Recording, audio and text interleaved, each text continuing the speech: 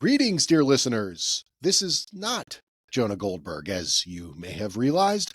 Jonah is on assignment, incommunicado, out to lunch, however you want to put it. I am Mike Warren, senior editor here at The Dispatch, and I am guest hosting the Remnant podcast, brought to you by The Dispatch and Dispatch Media. My guest today is the incomparable David Weigel of Semafor. Dave is the author of Americana, a daily newsletter on the 2024 campaign, covering everything from the presidential race to races down the ballot to developments in both parties and in the various movements that drive our politics.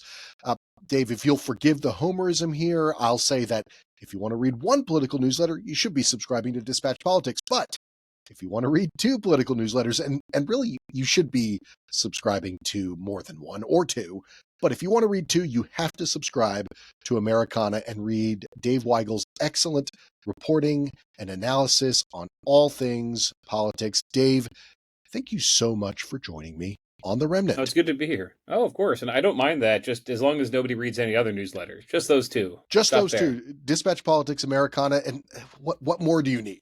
Well, I mean, the truth is, what more do you need? Because we have sort of, in no pre-planning of our own, these ideas came before we decided to do this podcast. We kind of have sort of complementary newsletters.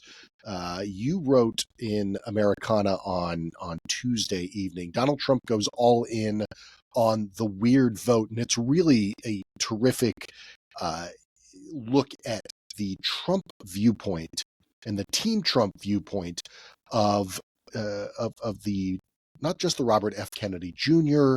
endorsement, but also Tulsi Gabbard coming in, the former Hawaii Congresswoman, Democrat, who is now an independent and is now endorsed as well, Donald Trump.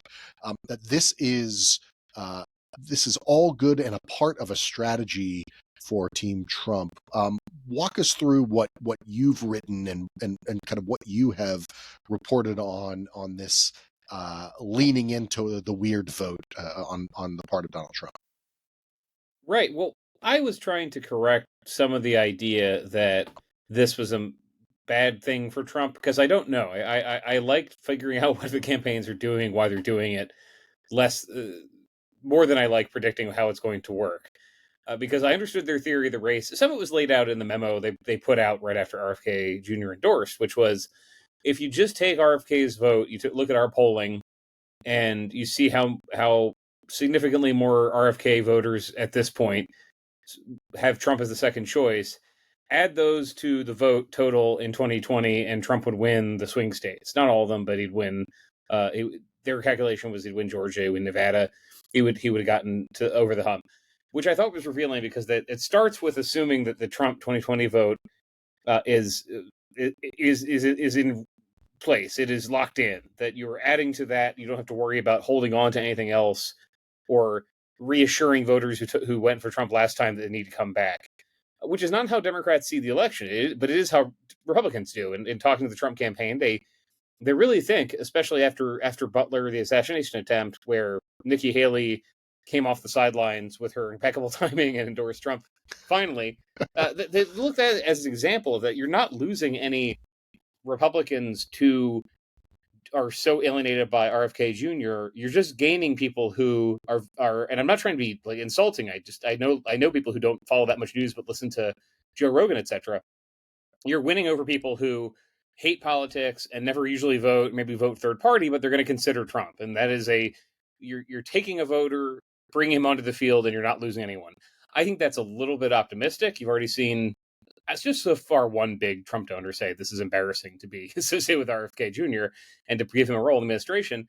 I also think it's an ongoing story, because I started writing this over the weekend, and on Monday, the Trump campaign confirmed to me, and I think a million people who asked, that RFK and Tulsi Gabbard were now part of the transition team. And so does that theory that you're not losing anybody maintain if you're bringing in Tulsi Gabbard and RFK and saying, for all you know, the next defense secretary, the next HHS secretary is going to be one of these people or be recommended by one of these people? If you are, I mean, maybe you're already off the train 5 years ago. Maybe you're Bill Kristol and you're done with this guy. But that is different than the Trump offer of 2 weeks ago. When he was riding high, he was not pandering to the RFK vote, except for sorry, he went pandering to the RFK vote. He was pandering to libertarians. I use the Right. word pandering very confidently. He went to the Libertarian convention and said, "You're not going to win. Get your 1% or whatever, or vote for me, and I will deliver a libertarian in my cabinet and a pardon for Ross Ulbricht, the Silk Road founder." He wasn't doing that with RFK. He didn't feel like he needed to, and it changed just because Harris entered the race, and Right. RFK went from somebody taking the entire "I hate my choice" this year vote to somebody only taking some anti-vaccine, etc. Republicans. So yeah, sorry for being long-winded. I tried to pack a lot into there, but that's what the picture looked like, and the picture actually changed a little bit from Sunday to Monday. Is it your sense, Dave, that the Trump campaign has some hard numbers on this? Because whenever I hear campaigns talk about this, and the Trump campaign is certainly no exception, um, the the concept of the voter they're trying to pick up in this situation, or in really any of their other gambits, right? They're trying to get black voters with a certain type of appeal. Um, the actual math on this, the actual electoral math, is always like a little fuzzy, and some of that's proprietary, right? They don't want to, show everything, the entire playbook. Is it your sense that behind this kind of bluster about getting the Joe Rogan vote, that they actually have an idea that there are a number of voters, and importantly, number of voters in those key swing states where this actually matters, or are they just kind of throwing everything up there and kind of hoping, hey, here's another group of people we're going to add. We have no idea how many that will be, but more is better than fewer, and so away we go. Yeah, apart from their polling they've given reporters, I haven't seen data where they say this is how many RFK Jr. voters are out there. It was more, I guess I still use this word because it works, even though it's overused. It was more vibe based. It was more based on the good reception Trump gets from alternative media. Because one theme of this election has been, and I'm always careful because we're both in startups and worked in big media organizations, and I'm not. I never say you must talk to this outlet, not that outlet. But Trump has done a lot of interviews that are with podcasts that campaigns might be a little bit careful about putting the candidate on. He does fine. He usually does fine. He talks to Tucker Carlson instead of doing one of the Republican debates. He goes on Theo Vaughn, goes on Sean Ryan's show. And Trump has avoided some of the media that might ask not just hard questions, but questions that aren't on what he wants to talk about, for media that just are really glad to have him. Celebrity media, the kind of people that when he was just famous businessman Donald Trump would have talked to him. And they do think that there are voters out there who do not care about politics and hate that there's even an election, but they hear celebrity Donald Trump saying some things they like, mentioning crypto and everything he's flip flopped on to pander to people, and saying, I don't trust the media, but I heard him on Theo Vaughn. He was funny, and I didn't know he was that real. And now I'm going to vote for him. Now I'm convinced. That's vibe based. It was true that Trump pulled millions more voters into the electorate over 4 years as president. It's unclear how many more of those people there are to tap who weren't already for Trump. And you saw this. CNN had a roundtable with undecided voters. One turned out to be a MAGA guy who just said he was undecided. That happens sometimes. So one other factor you notice in Trump rallies is that the front row, if you compare week to week, often the same people have driven in from maybe 5 states away to be in the front row of a Trump rally. It's not clear how many people he is gaining. They're like deadheads traveling around to see the show. And that's why Democrats are skeptical. Okay, Trump is fishing in these podcasts, and quietly, Democrats are doing the same thing. I hate the term "quietly" in media usually means they didn't put out a press release. That's literally what I mean here. Harris did some influencer content interviews at the DNC, and the campaign hasn't promoted them. But if you search for them, they're pretty popular. She's not doing as much. Yeah, she's not doing as much of that. But they see an electorate that is very large, but is not going to be bigger than the 2020 electorate. And if Kamala Harris gets close to the Biden vote total, gets even 95% of that, then she's going to win. And they don't see a lot of we're going to find that voter hates this, except for just realistically, the millions of people who were not old enough to vote last time and will vote now. Well, that you bring up an interesting group of voters there, which, again, I mentioned that that our newsletter, Dispatch Politics, we sort of looked a little deeper at the Democratic side of the RFK Jr. vote. Why the endorsement not only doesn't worry Democrats in the Harris campaign, but they actually see the kind of conclusion of his third party run, as in ending and endorsing Trump last week, as a kind of victory for the Democratic strategy, the Democratic Party's strategy about RFK. They view, which is interesting because RFK again started this race right as a Democrat. He was running in the Democratic primary, but moved out last fall. Really, I think it was October, where he officially sort of left the Democratic primary. He wasn't really getting much traction there. I mean, there were some early polls, but he ran this independent campaign, and the DNC, interestingly, sort of put together a task force to address lots of different third-party and independent bids. There was the no labels bid, but once that kind of fell apart, the RFK Jr. bid was sort of where they focused. And the DNC wrote this in a memo. I talked to some folks there who sort of confirmed this to me anecdotally, that the goal was to make RFK Jr. toxic to exactly the kind of voters that they thought he could be taking votes away from the Democratic nominee. Those aforementioned kind of first-time voters, disaffected young people on social media whose sort of natural inclination was to be distrustful of both parties and to look at RFK Jr., not as the Kennedy scion, but as the guy who's sort of like sticking it to both sides, going after the uniparty. This is a word that RFK Jr. liked to use a lot, particularly early on in his independent bid. And that their goal was to make RFK Jr. seem weird. Now, they had a lot of material to do that, so they did that, but on social media, TikTok, Instagram, they tried to make him toxic in a way that pushed him into that weird category. They feel like, this is some Democratic spin here, they feel like there's been a nice marriage of their messages. Donald Trump and J.D. Vance are weird. RFK Jr. is weird. You guys can have them, but those voters who were maybe the double haters when Biden was still in, they're now up for grabs for us because we're the joyful campaign. We're not the weirdos. What do you make of that kind of analysis of the voters who are left to pick up who actually aren't committed? The question is if they've already gotten them, because Harris's polling has not really been miraculous in the last month, and the Trump campaign and more their allies outside refer to this as propaganda. But what do you think a campaign is? It's two dueling parties using propaganda to get across.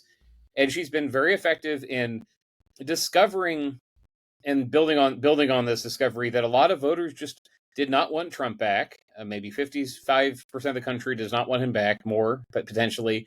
And just meeting a Democrat who was 60 or 59, shouldn't age her before the birthday, and able to talk normally and not promising the sort of far left thing she did in 2019. They just were ready for that sort of candidate, the way they've been ready in a lot of down. I just think midterm and general election turnout's very different. But I've always thought back to 2022 and how many voters, it turned out, were unhappy with Democrats, but didn't want a Trump Republican to take over. Democrats are in most respects better position now. Prices have not gone down, but inflation has stopped. Predictions of a recession just keep not happening. Various interest rates are probably going to go down in next month, unless Jerome Powell's been lying to us. And so that's how they see it, is that it turned out there is a anti-Trump majority and she just needs to rebuild the majority. What again surprises them is that after a month, voters met Kamala Harris again and said, oh, this is impressive. Because she is very different than how she ran in 19 and 20. In 20, her portfolio for the Biden campaign was really being credible to what they thought was a much larger population of sort of social justice, criminal justice minded voters. She did help them improve with black voters, but also generally talking about the racial reckoning, systemic racism. She doesn't do that anymore. I mean, she's been reintroduced as a fairly normal, experienced vice president who can be a credible commander in chief, and that's done really well. And the question is, are there more people out there who can be convinced by that? They would be coming from, I think, the existing Trump pool more than anything else, because what she's not doing. I'm glad you brought up this Democratic task force. There are other groups like Third Way and Move On involved too, that were just trying to demolish and then successfully demolished No Labels in the Kennedy campaign. That's the question. Are there some people who maybe after the Butler shooting said they were ready to vote for Trump again, and they're going to watch Trump be more chaotic and get pulled off the bench, become undecided, maybe gettable again? That's what they think. I don't think that's a crazy idea. I don't think this is millions and millions of people. But this is why they like the Kennedy and Gabbard story, is because instead of Trump being the candidate of 2017 to 2019, not so much 20, but of those 3 years when the economy was growing and border crossings were not down by that much, but down relative to 6 months ago, that things were better. He was the things were better under me, and the media was dishonest about how bad I would be candidate. If he becomes the I'm going to blow up the system with new people, and I'm not going to have anyone who countermands me anymore around me, yes, that is more attractive to the moderate who, they love Brian Kemp or they love Glenn Youngkin, and they don't like this. They really don't want this kind of Republican Party. You can see this in Arizona, where there's this giant delta between kind of every other Republican in Kerry Lake, where it's will we vote Republican down ballot? Probably. Will we vote for her? No. It seems like all she cares about is relitigating 2020. It's boring. That's their theory. Finally, I'd say about the third party strike force, really, is that I do wonder, would Kennedy have been as prominent had he not run for president? Probably not. He was famous. I mean, he's still famous enough. If you see RFK Jr. is booked on something, you pay attention. Sure. But he had a very good reputation with Democrats who were not paying close attention to his turn on vaccines. Vaccines covers a lot of stuff, but even his turns on, he became just blaming NATO and America for the Russian invasion of Ukraine. Right. He had become a more fringe political figure, and Democrats did not know, and now they know. And so the power of an RFK endorsement to peel off Democrats, even Republicans don't think there's a lot of that. They used to think 6 months ago there's some working class, especially non-white voters, who see the Kennedy name and they're thrilled and they think it's a great option. And that's not true anymore. Those people are much more satisfied with Harris. And to the extent they've heard of Sarah Longwell from, her focus groups on this, now when they hear Kennedy, they think of craziness. Yes. They think of crazy stories they've heard about brainworms and leaving a bear in Central Park. And they don't think of him. Don't forget cutting off a whale's head, as we found out earlier this week. I mean, yes. Well, the whale was dead already. To be fair, dead whale. But I don't know what we you must do clarify. with a dead whale. I think I've never had personally a problem with that, but his reputation changed from political outsider who's going to take the best from both sides to crazy guy. And if you're in Trump world, that's not how you see him. I mean, you see him as credible. There are Democrats I talked to some from the story who think, look, when Kennedy is separated from that and just talking about the health of children, it'd be smarter if Democrats said, we care about that too, and here's how we're going to regulate pesticides, than to just ignore it. But they don't worry about his reputation. They think his reputation's pretty cashed, except for Republicans and conservative independents. Yeah, and it did not hurt Democrats that they had this sort of united front of the other Kennedys. Basically every time something really kind of blew up controversially with Bobby Kennedy Jr., you had every single other Kennedy of any note, of any name, sort of come out in a joint statement. I asked Democrats if there was any coordination of that. The answer I got was no. They didn't. The Kennedy family didn't. But they had been organizing before that. Yeah, correct. There had been some sort of direct coordination, but that final statement, they apparently did not need much motivation to come out against their cousin and whoever else, or the brother. I mean, or the brother. Yes, the first statement was from the other sons of Bobby and Ethel. That's right. Everyone except Doug Kennedy, who is still a journalist for Fox News. I remember I was at the Kennedy launch when he was running as a Democrat in April, last year in Boston, and the only Kennedy you saw in the crowd, the only sibling you saw, was Doug. And he had a line about that in the whole campaign, like every family disagrees. Right. A lot of people in my family work with Joe Biden and respect him. Um, I remember talking to Democrats in this strike force. I keep calling them that. I'm not sure if I should, but they're saying like, that actually was helpful. That if voters in a focus group found out that most of Kennedy's family did not support him, that did make them say, "Well, should I support him if people Yeah. who grew up with him don't support him?" But they really do think they did that work and scoreboard. He's gone and he endorsed Trump. They always said he would. Exactly. I mean, some of them were worried what would happen if they didn't do that and didn't beat him up, and then he made the same calculation in October. I'm going to bail and endorse Donald Trump. That would have been great for Trump, and this is less great for Trump. Correct. They really beat him up, Kennedy. That Yes. is, and they feel confident and happy with what's happened.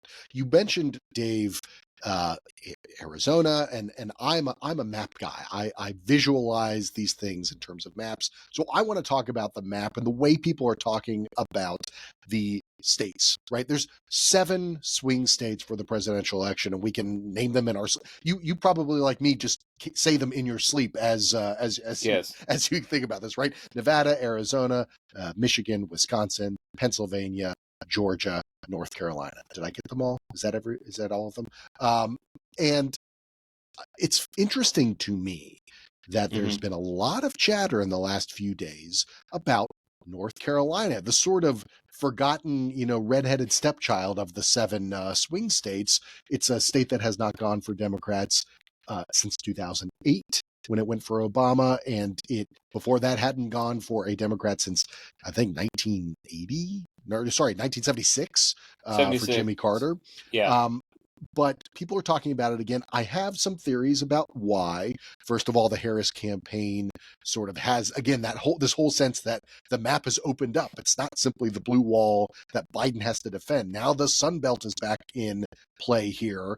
That's part of it. It does have a significant, not as large as Georgia, a significant segment of black voters in North Carolina.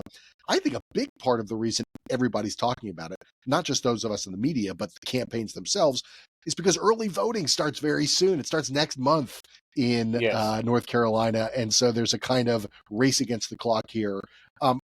Maybe let's just start there in North Carolina.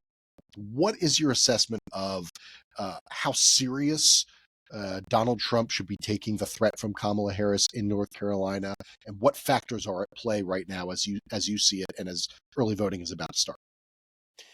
Yes, that is. How would I put this? The first clue is that Donald Trump and J.D. Vance keep going back there for events. Yes. And a month ago, this is old news, but it needs to inform everything. A month ago, they were sending them to Minnesota because they thought that could be in play. Despite Oppo that they've used pretty effectively against Tim Walz, they're not acting like that anymore. They're not acting like they're going to grab 10 electoral votes in Minnesota. So they are competing for North Carolina as if they could lose it. A factor that Democrats have been hoping for a year would matter is that Mark Robinson, the lieutenant governor, is the Republican nominee for governor. Trump endorsed him at a key moment in the primary. He was probably going to win the primary anyway. But every North Carolina Republican you could talk to was worried that Robinson would be unelectable. And so far, election hasn't happened. He's been very weak candidate. Yes. He got his office, first office he'd run for, lieutenant governor, basically because he gave he's a very Kerry Lake kind of candidate. He gave a viral speech about gun rights at a town hall meeting, did a bunch of media, NRA connected with him, became a celebrity, won LG, which in North Carolina is elected separately in November. You vote for governor, you vote for lieutenant governor. It's a few times recently where the party's been split. And he had a long record of statements. I remember talking to Josh Stein, the attorney general, who's the Democrat nominee, last year. I just asked, do people know about these statements? He's been in pulpits talking about the demonic nature of gay people, about kind of very 1950s ideas of whether women belong, where women belong. He had Facebook posts where he was commenting on things and doing sort of right-wing guy Reddit comments on Facebook. And Democrats did, no, people don't know about this. We'll win the primary and then unload. And they did. And so Robinson has been a very weak candidate. and you know, Robinson, yeah. sorry, I don't mean to interrupt, Dave, but Oh, go ahead. Robinson is not just sort of has that in his past. That is really the only reason that Robinson is in the political arena. He was sort of Sure. plucked by Donald Trump and Donald Trump acolytes. He is essentially a Facebook, kind of a Republican Facebook commenter, very charismatic, as you say, who's by his own admission, his political awakening essentially happened in the last 8 years. Yeah. He really has none of the kind of experience that comes with running for lower office, or even being involved as an activist in a party, all the sort of normal paths that people take to sort of run for office statewide. He sort of leapfrogged that because, again, he was sort of plucked out of obscurity thanks to this viral rant, and Donald Trump loved him. There's a sort of cautionary tale in there for parties who are sort of looking for standard bearers out of the Facebook comment section. He's it. So anyway, continue. What does this mean for Oh no, this you summed it up election? pretty well. I Yeah. need to get the entire life story of Mark Robinson, but they thought that he would be a problem for Republicans, and just they would tie the two of them together. Yeah. And they have. So North Carolina is a closed state anyway. It's kind of forgotten. I remember this because on election night 2020, the North Carolina mail vote was counted first. So it went back when Trump was saying stop the count. If they'd stopped at North Carolina, Democrats would have swept everything. Right. And it was about as close as Michigan. It just didn't get covered that way. And the campaigns did not spend the time competing for it like they did in Michigan. The Biden campaign believed correctly that Georgia was more winnable because it has these large and growing suburban the cities where the vote comes from. Beyond Charlotte, you've got Research Triangle, Greensboro, etc. You have suburbs a lot of people are moving to. I personally know, since the pandemic, 3 people who moved there are probably going to not vote for Trump.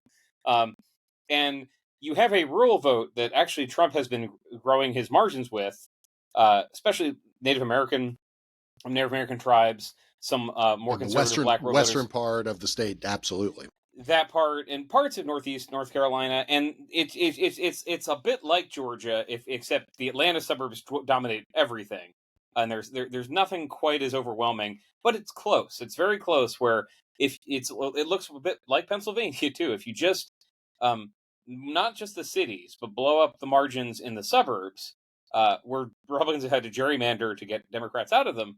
If you win those, and you win it with a ticket down ballot that is saying, "Look at my extremist far right opponent who's going to take your rights away," you can get over the line in North Carolina. It almost happened in 12. It almost happened in 16. It almost happened. Trump, for example, has never gotten 50% of the vote in North Carolina. It's always been very close, with some of the vote going to the Libertarians, and that's how they see it. It's a combination of they got a bad Republican Party apparatus. Sorry, they've got a bad nominee down there. A Republican Party apparatus that down ballot just kind of gerrymanders and doesn't have to work very hard, but is pretty good. And if they have enough money to spend wherever they want, so they're going to keep going there. It was significant that Harris had her economic policy speech in Raleigh, yes, which got debated, but the campaign does not think was a bad thing for her to get associated with in North Carolina. So that's the story there. They think it should be competitive, and Republicans have made it more competitive with a bad ticket. You know, I've been sort of rethinking the way I think about North Carolina, which before the last couple of weeks, I thought of it as sort of the Republican counterpart to Minnesota. The thing that people say about Minnesota is it is narrowly Democratic, but it is consistently Democratic in Minnesota. It's very hard for a Republican to win statewide in that state, even though the margins end up being kind of small. Democrats, and really in Minnesota, it's the DFL, the Democratic Farmer Labor Party, just dominate. And I used to think that about North Carolina. You know, North Carolina is marginally a Republican state, but it's consistently Republican. Although that's not statewide, really true. Though, it's been very competitive. Democrats are still bitter that in 2020 they probably would have won the Senate race there, but their candidate, amazingly, because considering the conditions in 2020, had an affair that got exposed before the election. And he lost narrowly. But it's a state, even when people are moving on, not paying attention, it's odd. It keeps being the key races in North Carolina over the last few years have all been less than 2 or 3 points. Yes. And so, yeah, the Minnesota comparison is good. It's this heartbreaker state, except down the ballot, Roy Cooper is able to win.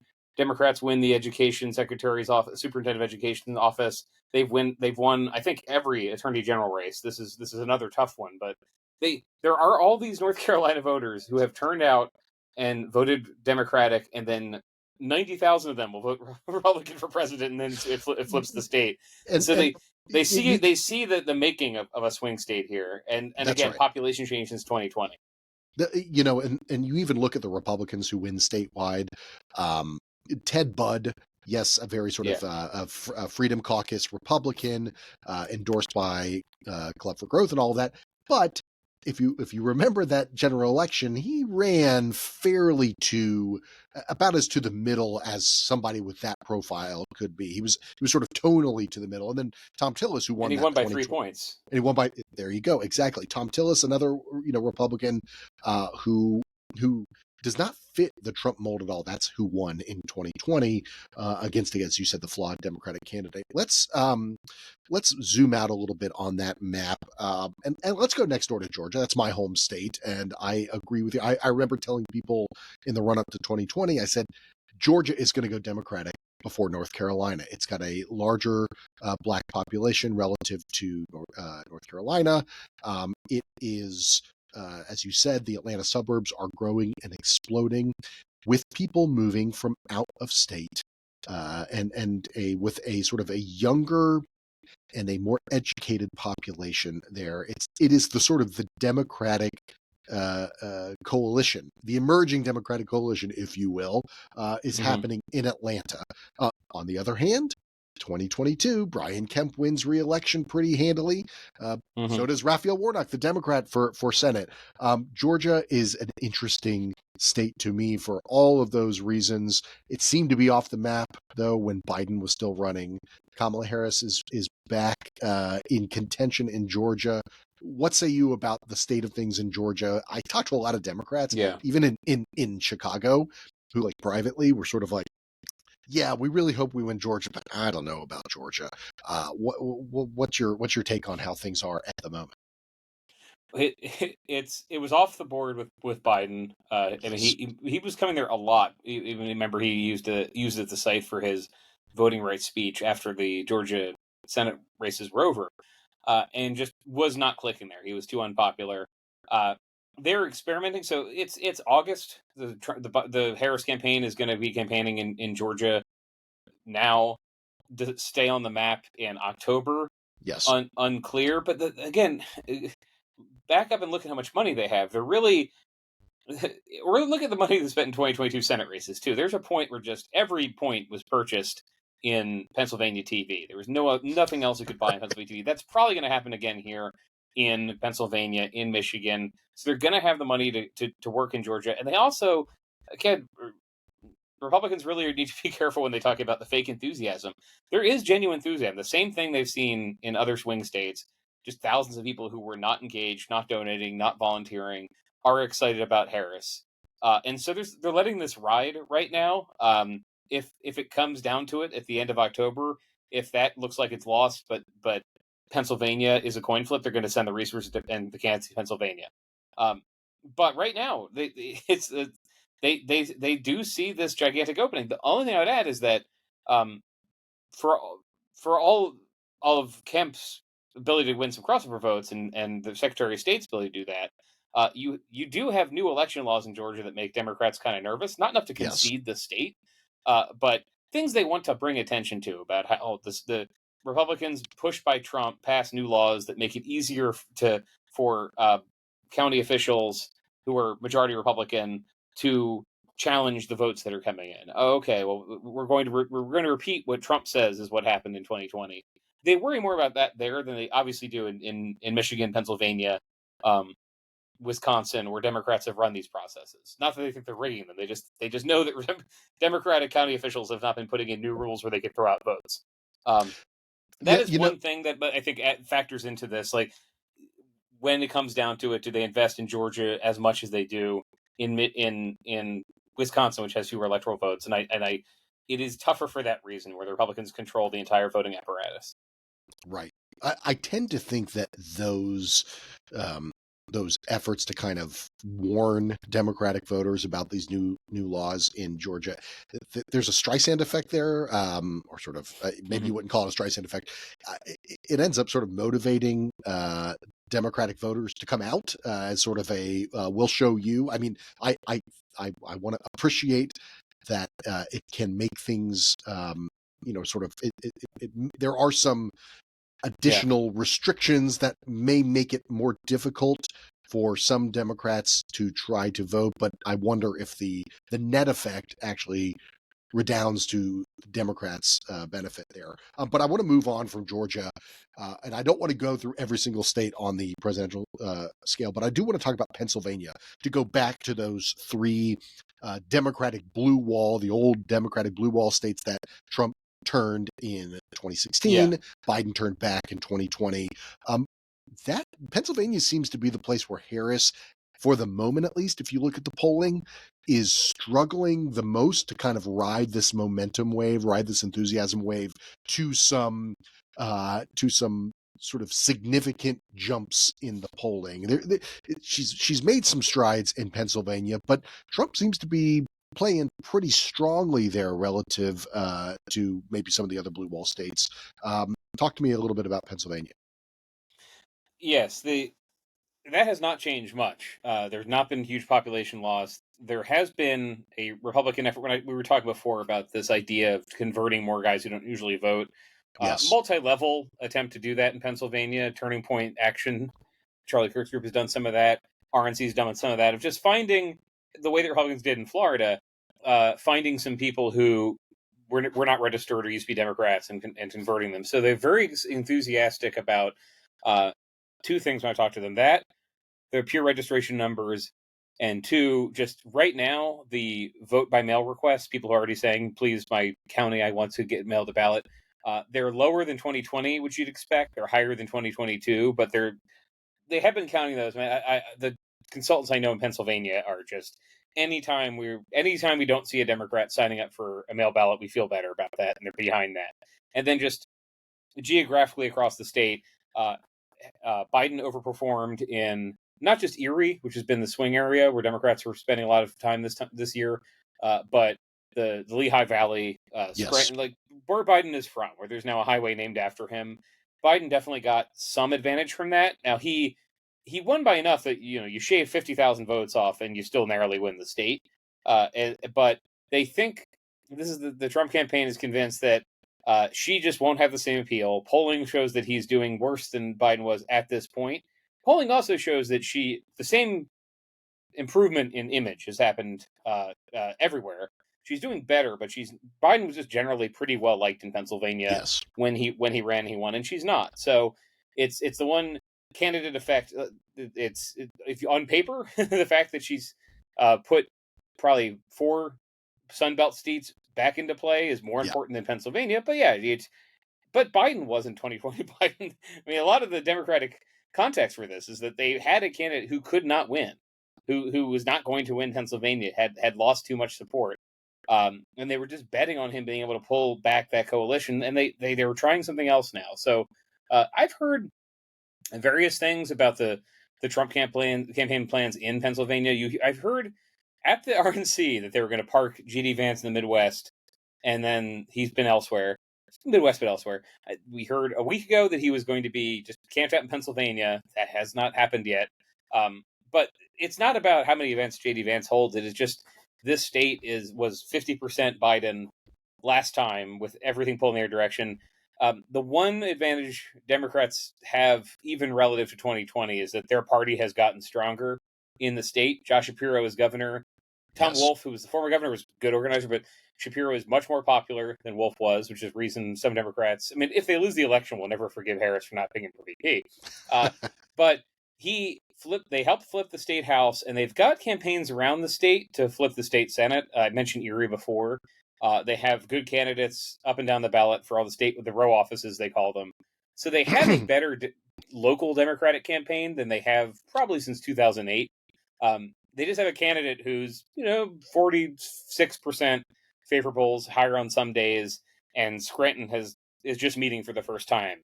It's like Scranton as like a metonym and a stand-in for the whole region of states pretty good, because there are people who've been voting Democratic Right. down the ballot, but it's narrow, and each cycle there's fewer of them, and they're not. The final thing I'll say here is that you can solve all of these problems if you get Philadelphia turnout back to 2012 turnout. Even this is one obsession of mine, being from Delaware, is that Trump will always talk about Philadelphia stealing the election. Philadelphia's vote was down. The Democratic margin was down in 2020 from what it was in 2016, which was down from 2012, which was down from 2008. Harris should be a perfect candidate for Philadelphia, not the northeast part that's more working class conservative. But between her and Walz, they're running a very populist pro-union campaign. She has the potential to be the first Black female president.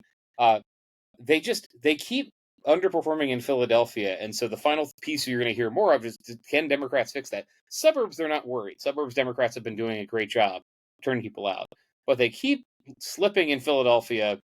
They keep struggling to motivate people, and some of this, Vivek Ramaswamy tried to take advantage of this, going to Kensington. Some of this is, Democrats running the city and people being frustrated with the amount of not crime as much, but just like drug addicts on the streets, areas that have clearly been in decline. There's a new mayor in Philadelphia who's a lot more respected, and crime has been falling. So I think there's more satisfaction in that area with how things are going. But where are the voters? Like, where are these? Yes. And I talked to some of them at the convention. They just are like, well, we're going to try harder than ever. But really, if you turn out another 20,000 voters in Philadelphia and lose, not to be too Chuck Schumer here, but lose like 50,000 Lehigh Valley, yeah, you win. You win the state. It's narrow, but you can pull it off. Right.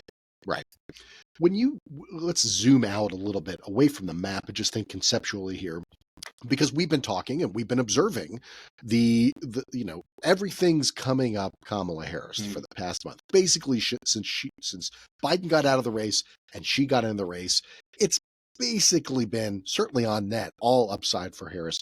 What do you think, when you look conceptually at the race, what do you think is going right now in Trump's direction? It's still a 50-50 race in the most sort of optimistic outlook for Kamala Harris. In a less optimistic outlook, Donald Trump is still winning the race. What is going well for him, and what is he potentially still have to screw up for himself? Yeah, I have a great, it's not even a dodge for this question. I truly believe this. If you'd asked me about Biden's chances in early June, I'd have said it looks really bad. But if he shows up at the debate and answers some questions about his age, he will be he can win. And he didn't. The opposite happened. He ended his campaign. Right. I am actually a debate determinist this cycle, because so much of the Republican message is, to the extent there's a coherent one right now, and there is, they get lost from time to time, but the basic message is Kamala Harris is a phony who can't handle the job and is trying to sell you on a image that she cannot deliver as president. Okay, how does she diffuse that? She shows up at the debate and she does B or B plus or better, and I think that would dispel that. That would ruin some of the Trump campaign's argument. Now they have another debate to do it. They have the VP debate, but if voters come out of that debate and say, "Oh, I can imagine her as president. I can imagine her as commander in chief," the way they did right after turning off the TV on her convention speech, then I think, yeah, she's going to win. If she botches that in some way, and the botch, let's compare it to like the Lester Holt interview where she just seemed unready, a little bit tense. Yes. Then yeah, I think Trump will win, because an underrated thing I didn't even really write about the convention. Maybe I tweeted one thing about it. Was in 2016 was that Hillary Clinton, because of her biography and resume, was immediately seen by voters as a credible commander-in-chief, more credible than Donald Trump, more ready to do the job. Right. And that is not the factor. That is not true this time. This actually is a bit more like 2008, where because Obama won by a lot, people think it was easy. It wasn't. At this point in the summer, it was a very narrow Obama lead. He was losing the lead some places to McCain after the Palin pick. And part of that was people, the McCain campaign convincingly said, all right, there is this 3 a.m. phone 60-something-year-old call. veteran who's credible, 3 a.m. phone call to Hillary Clinton's ad, but who do you imagine dealing with hard calls? This young guy who just got here, or John McCain? And a lot of people Yep. said, and it changed with the debate. It changed with the financial crisis in the debate. Needed events to do it. That's what I think would not lock in the race, but make Harris prohibitively favored. She shows up, people say, "Oh, I wasn't sure, but I can imagine watching her on my TV for 4 years. I can imagine if there's a terrorist attack, she'll handle it or stop it." Then a lot of Trump's advantages go away because he has that resume, but he also has an image of chaos and things getting crazy when he's in power. And if it's sometimes there's chaos with Trump, looks like there'll be stability with Harris, then huge advantage for her. But it needs to happen in a big way on stage. So Dave, your dodge to me answers the question, which is nothing at the moment seems to be sort of. I guess it was a dodge. Yes. Yes, it was. It was. I'm calling you out for that. No, but again, I agree. Vibes election, vibes, such an overused cliche, but it's overused because it's so true. And it does seem that the vibes are just not going in Donald Trump's direction on just about anything. It doesn't mean that he can't end up winning. And some of this may come down to some of the boring mechanical stuff of elections, right? It may just come down to a feeling that the economy, yes, it's getting better, but it's still not what it should be. And Kamala Harris is a part of the out party, or is part of the in party, and so let's turn her out. Maybe it just ends up being a few thousand votes in a couple of these states that turn on one event or another. My question for you is, I'm going to preface it with by telling you what my answer would be. One of my interests is on some of the kind of grubbiness, the sort of grubby mechanics of politics and of campaigns is the turnout. And one thing that if I were a Republican, say on the Republican National Committee, or somebody who's concerned about campaigns and turning out votes down ballot, is that there doesn't seem to be a lot of organization when it comes to Republicans turning out their vote, getting their folks out, or early voting, mail-in voting. There's been a lot of talk about this. Laura Trump, the co-chair of the RNC, has this whole spiel where she says she convinced her father-in-law that it was important, and he's said a couple of things, but it seems like on the ground, the actual substance of getting people out to vote, that Republicans have sort of dropped the ball on a lot of the organization. They're putting too much money toward fighting against election fraud.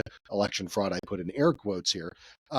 So that's my answer. Sort of, what of those grubby, the boring stuff, but the stuff that actually matters in a campaign, do you feel like we aren't paying attention to enough?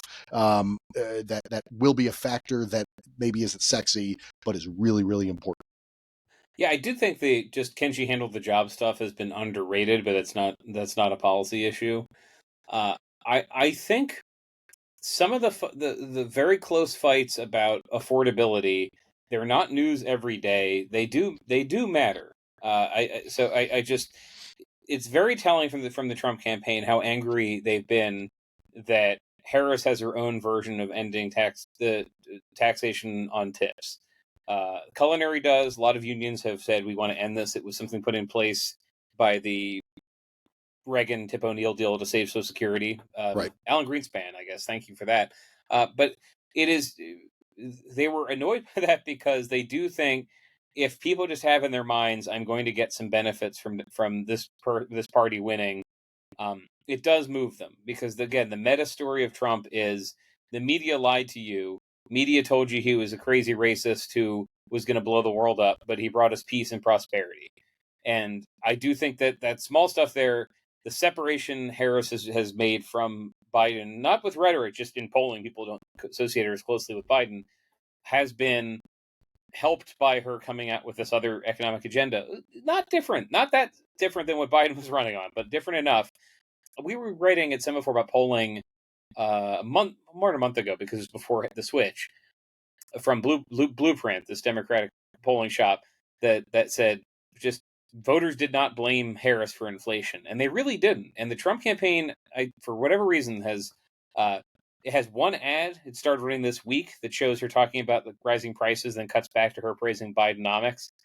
But it's doing that a month into the race because it is acknowledging that voters do not associate Harris with high prices. Because the deciding vote on the Inflation Reduction Act, they still have not done it.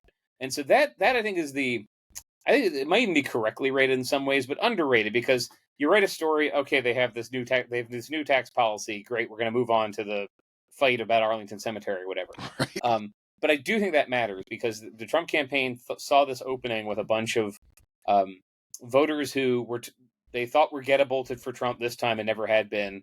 And Harris has come in and said, "No, I'm offering the same thing, and I'm not this guy that you're sick of." So like each time they roll out something that's going to cut costs, even when Harris does this interview with CNN, hopefully does lots more interviews. What does she promise on policy? Because the Trump people are responsive and worried about that. No, I think that is such an I do think it's sort of underrated. We've been talking about the vibes, and there's a through line, a narrative here in media coverage that policy doesn't matter in this race, and there's some truth to that. There's been a convergence on policy, not dissimilar to the way George W. Bush and Al Gore seemed to converge on policy in the 2000 election, made it seem like it doesn't matter. But I agree with your assessment that it could, once and if Harris puts some meat on the policy bones that she's proposed. Dave, we only have a few more minutes. I wanted to kind of give listeners a sense. You are covering campaigns and elections. We didn't even get into Senate races. Maybe we'll have to do another conversation later about that. But you're out on the road. You're covering these kinds of things. You and I had a great dinner during the run up to the New Hampshire primary, where we were covering Nikki Haley, and she was up in the sort of the White Mountains, and we were at the hotel where the Bretton Woods conference happened, and we were snowed in, and so we had a nice dinner, you and I together, and there's a lot of stuff like that, these kind of moments on the campaign trail where you see different parts of America, you enjoy good food, something I appreciate, you see interesting places that those of us who are based in Washington don't always get. I'm just wondering if you have any moments from this campaign season so far, whether it's something you saw, a person you spoke with, something sort of not political that you experienced this time around that you hadn't before, that sticks out in your mind as you're going around and writing Americana. How much, have you been able to appreciate Americana out there on the trail? Yeah, less travel this time than previous cycles, more than 2020. But even I was out there in 2020 and learned a lot because I was going to red states in July 2020 that had already reopened everything, and coming back to DC, and no one could believe it. But no, this time it really has been seeing in these competitive exurb areas, seeing less visual support for Trump than I expected, that I got used to last time. And just places like the outer suburbs of Charlotte, North Carolina, just to stay on that theme, but because I remember this from being there, just places where I kind of looked up and said how many people lived here 20 years ago, and it was 500 people, and now 25,000 people live there. A lot more of the country outside cities looks like McLean and Reston, Virginia, which I don't think that's made me say, okay, Harris has this in the bag, but it made me understand how Trump was, despite a lot of advantages, not putting it away even when he had Biden to run against. He was doing better, but running up against this ceiling. So yeah, I think just the the suburbs of Charlotte, if people live there and find it boring, I don't. I thought it was great. And in terms of just quirky places, I feel like I did them already. I feel like in the last couple of cycles, everything was, you have to go to the Mermaid Bar in Montana. Well, I did it already, so I've not. Unfortunately for me, and I guess the most interesting races this time, like Montana, there's the ranked choice voting attempt to get rid of that in Alaska, and I'd love to go back there, but it's tough to find the time. But luckily, I've seen the Northern Lights in Fairbanks. I have I have been snowed in Unalaska, like the parts of the country that you easily forgotten in New York. I just think, yeah, this time there has been a more suburbanized lifestyle across the country I've seen, and when I think about JD Vance, I think he is aware of this.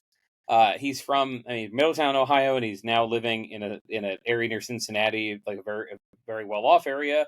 'Cause he earned it. He earned the house that he lives in.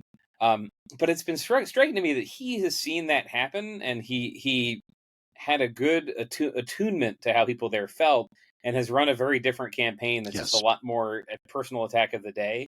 Some of them, I think he feels deeply, but it's been striking to me that they added somebody who's seen this happen and grown up in these places that either got hollowed out or got rebuilt with, you know, new strip malls and fast casual places. And he really doesn't talk like, he just talked about the country in complete collapse. And so I do wonder if Democrats have a better handle on some of the local optimism people have about how things are going. It doesn't feel as miserable as it did in 2016, even when the economy was fine in some ways. Um, you didn't. I just remember there being more misery that people were not checking, and now I go to everything. Parking lots are full. People have different flavored vapes. Like that, it just seems, despite the gloominess about how the world is going, um, a little more comfortable in the real America. I, Not if you haven't bought a house yet. There's people who have been screwed, but if you already have built a middle class life, it's been pretty good. I tend to agree with you on this, and it goes to Hmm. this theory I've shared on maybe on other dispatch podcast platforms that there is a mismatch with the Trump and now Trump Vance messaging of a sort of a chaotic America in decline. Things are getting worse, and I'm obsessed with the middle class. I'm obsessed with the middle Yeah, class being the sort of the bellwether for where the country is going. And it's interesting to me that Republicans, they give some sort of lip service to the middle class, but they really kind of abandoned this core part of their coalition, which was the middle class, the sort of the middle of the country, the people who consider themselves, as Michael Barone, the political scientist, put it, this the sort of regular Americans. They've sort of given that up to the Democrats, um, and I do think there is a real mismatch in the rhetoric uh, between how Republicans describe the country and how normie Americans feel about the way things are going. They don't love paying more at hmm, the grocery store. That's certainly true. But they're not necessarily up in arms about their local school district yeah, or what have you. And I think that is, despite some efforts by Democrats in maybe some cycles in the past to kind of live up to the crazy weirdo liberal uh, uh, you know, criticism that Republicans often give them, they have transformed themselves a little more into the normies, and I think the middle class has followed them. Now, last yeah. word to you, Because Dave. Oh well, to finish your point, just a lot of Republicans critique about life in America. I think, and what RFK critiques is they're not wrong. Just, are people less healthy than they were 40 years ago? Are there more? Do children have more problems? Is the air less? They have more contaminants in it. The food have more contaminants. There are structural things that have not gotten much better. But the way I hear Republicans talk sometimes, I go back to how Trump will talk about gas prices, and he has this habit of talking about people paying $8 for gas. Just no one is. My wife and I were in California for a peak of gas prices, and you were paying close with the California gas tax, close to that, but not that. And now when I'm driving and getting gas in a suburb in a state that has maybe a low gas tax or not a huge one, yeah, I'm paying a buck less than I was in 2012, and I remember how much I was paying because it was a lot. And so I do think they're a little stuck on how bad things are, how chaotic things are, because they can see chaos. I mean, Vance has been very interested in the American future. I'd say in whether people who are getting adjusted to being adults and having kids and having families, uh, and is that worry shared by most of the country, or are they able to do that? Or are there some people just getting married late? I think they've identified some real structural problems with the country, and they're a little bit overshooting how many Americans feel. And that became clear once Kamala was the nominee. It turned out Yes. so much of the angst people felt about the country, even the economy, was tied to we have an elderly president who can't handle things, and I don't trust him to. And once that changed, are people as when was the last time they were truly happy? I mean, were they that happy about the economy in 2018? They were pretty happy about it. But it is there have been lots of elections we've lived through where people would tell a pollster they feel terrible, and then you keep digging, they say, "But what about your community?" It's pretty high, and I wonder if yeah, I will close by repeating myself in more directness that I I think if things keep going this direction, the story is the Trump campaign was running for a blow it all up change election, and the electorate was less interested in that than they thought. Well said, Dave. And Dave Weigel, thank you so much for joining me here on The Remnant. I have to reiterate again, you've got to subscribe to Americana over at Semafor to read Dave Weigel. It's such a wide-ranging newsletter, and I learn something in every issue. So what more could I say? What more can be said about a newsletter from a news outlet? So thank you very Well, much thank for you. joining Yeah. me, and don't forget to subscribe to the Dispatch and Dispatch Politics as well as Americana. Thanks again for joining me, Dave.